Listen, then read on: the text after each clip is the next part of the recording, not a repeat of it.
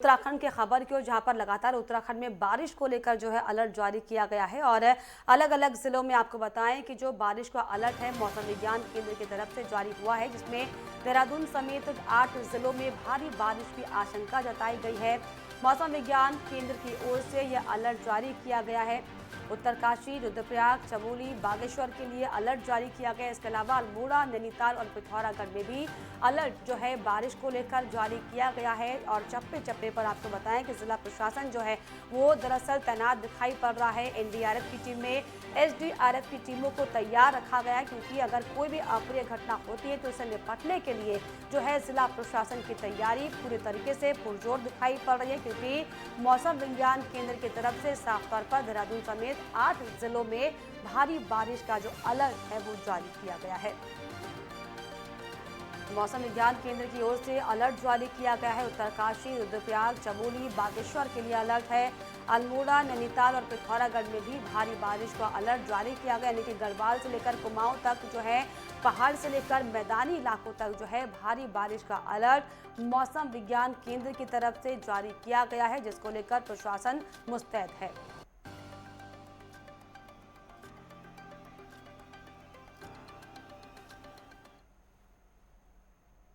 और इस पर खास जानकारी के लिए देहरादून से मेरे सहयोगी ज्ञानेंद्र तिवारी लाइव जुड़े। ज्ञानेंद्र, क्या कुछ स्थितियां दिखाई पड़ रही हैं, क्योंकि देहरादून समेत जो है 8 जिलों में मौसम विभाग का अलर्ट जारी हुआ है। मौसम विभाग ने 14 तारीख तक अलर्ट जारी किया है और आज 12 तारीख है। कल से जो बारिश का सिलसिला है प्रदेश के कई इलाकों में देखने को मिला है। कल जिस तरीके से चंपावत, उधम सिंह नगर और देहरादून, टिहरी, पौड़ी में बारिश देखने को मिला, कल शाम के समय तकरीबन 2 घंटे की जो बारिश है राजधानी देहरादून में हुई है। उसके बाद से ही अगर हम देखें तो सुबह से मौसम देहरादून में साफ नजर आ रहा है। हालांकि पहाड़ के कुछ जनपदों में हल्की जो बारिश है वो देखने को मिली है। और ऐसे में अगर देहरादून की बात कर ले तो देहरादून में आसमान सुबह से साफ है, चटक धूप खिला हुआ है, लेकिन मौसम में जो बदलाव है आने वाले समय में देखने को मिल सकता है। जैसा कि मौसम विभाग की तरफ से बताया गया है कि मौसम में जो बदलाव है देहरादून, पिथौरागढ़, बागेश्वर, चंपावत के जिलों में देखने को मिल सकता है। नैनीताल के जिलों में बारिश हो सकती है। तो कुल मिला के देखें तो कुमाऊं का जो इलाका है उसमें वहाँ बारिश की जो स्थिति है वो बनी हुई है। कल भी बारिश वहाँ देखने को मिली थी और ऐसे में उधम सिंह नगर और चंपावत में छुट्टियां रखनी पड़ी थी 12वीं तक के स्कूलों में। तो कुल मिला हालांकि जो है मौसम साफ है, लेकिन फिर भी जो मौसम विभाग का अलर्ट है वो लगातार जारी है। ऐसे में ज्ञानेंद्र, क्या कुछ तैयारियां जिला प्रशासन की तरफ से की गई है पुख्ता तौर पर? पहले से तैयारी क्या कुछ दिखाई पड़ रही है? देखिए, विशेष तौर पे सभी जिलों के प्रशासनिक तंत्रों को पहले से ही कहीं न कहीं मुख्यमंत्री की तरफ से अलर्ट कर दिया गया था और ऐसे में उन इलाकों के संवेदनशील स्थलों पे विशेष तौर पे चौकसी रखी जा रही है। खासतौर पे अगर हम देखें तो नैनीताल हुआ और अगर हम गढ़वाल की बात कर ले तो चमोली, उत्तरकाशी और पिथौरागढ़ में भी हल्की बारिश की संभावनाएं हैं। तो विशेष तौर पे चारधाम क्षेत्र है, इन इलाकों में कहीं न कहीं जो संवेदनशील स्थान है कि वहाँ लैंडस्लाइड होती रहती है, उन इलाकों में चौकसी बढ़ाई गई है।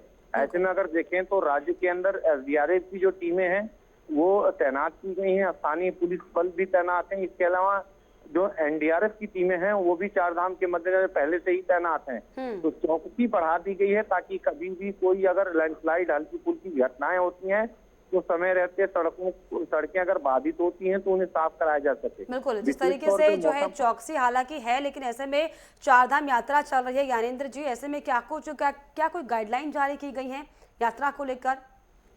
देखिए, विशेष तौर पे लगातार मौसम विभाग की तरफ से, शासन की तरफ से जब भी मौसम खराब होता है तो चारधाम यात्रियों को हिदायत दी जाती है और कहा जाता है कि मौसम खराब होने की स्थिति में यात्रा जो है वो ना करें, सुरक्षित स्थानों पे ही रुके रहें। मौसम खुलने के बाद ही अपने यात्रा को जारी रखा जाए, क्योंकि अक्सर देखा जाता है बारिश होने की वजह से उत्तराखंड के जो पहाड़ हैं वो कहीं ना कहीं बहुत भुरभुरे हैं, जिस वजह से लैंडस्लाइड की समस्या बनी रहती है।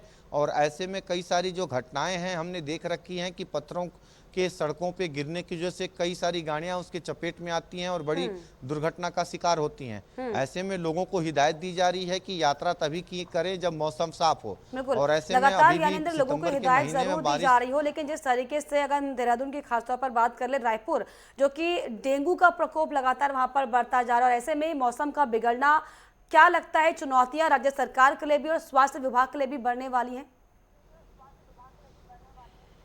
बिल्कुल चुनौतियां बढ़ी हुई हैं। कहीं ना कहीं मानसून सीजन में जिस तरीके से हमने देखा कि डेंगू के जो आंकड़े थे वो उछाल ले रहे थे, लेकिन पिछले 10 दिनों से ये उछाल काफ़ी बढ़ा है और ऐसे में सितंबर माह में बारिश एक बार फिर वापस आना एक चुनौती बनी हुई है, क्योंकि जिस तरीके से अगर हम देखें तो नगर निगम के ऊपर विशेष तौर पे एक बड़ी जिम्मेदारी होती है सफाई व्यवस्था की।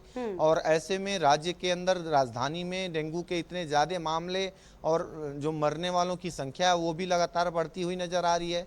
ऐसे में कहीं ना कहीं चुनौती है स्वास्थ्य व्यवस्थाओं के लिहाज से भी सफाई को बना के रखना और डेंगू के बढ़ते रोकथाम पे रोकथाम लगाना, बढ़ते जो प्रभाव हैं उन पे रोकथाम लगाना।